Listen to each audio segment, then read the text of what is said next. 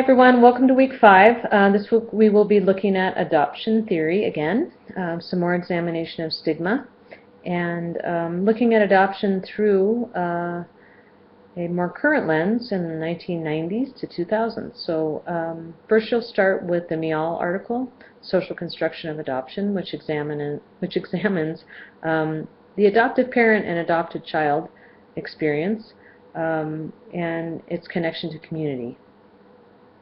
It's more research-centered, so you'll be looking at these topics from a research and clinical perspective, and also with some social theory, the social constructionist theory, which she will explain in her article.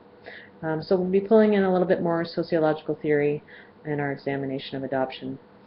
And then you will also in that article get a taste of what's called the adopted child syndrome. So it begins to look a little bit more about the adopted child's experience. I mean, there's still a lot of coverage on adopted parents, but we're starting to steer our way into sort of looking at the adopted child themselves. And then secondly, you'll be reading the article Adoption and Stigma from the Adoption Constellation book, written by Michael Grand. And I first want to give you a little background on this word adoption constellation. So at one time, adoption was called really the adoption triad: adoptive parents, birth parents, and adoptees. And then Michael, doing some pretty groundbreaking work, sort of renamed this whole process as the adoption constellation. Obviously keeping in mind that for every person in this triad is at least multiple family members as extensions of them. So it isn't that simple, right, as 3 people in a triad.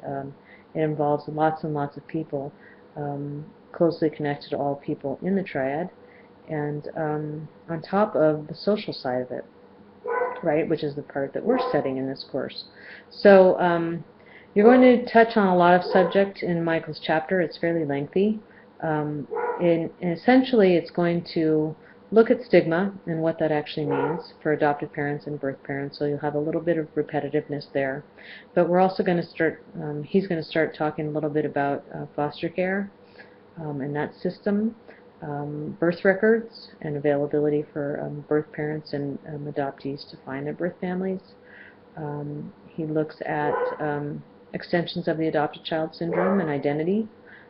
So we've got a lot of things we're going to be covering in that chapter. Nothing super in-depth, but it does give you a taste of what's ahead, because we will touch on all of those subjects in greater depth as the weeks go on.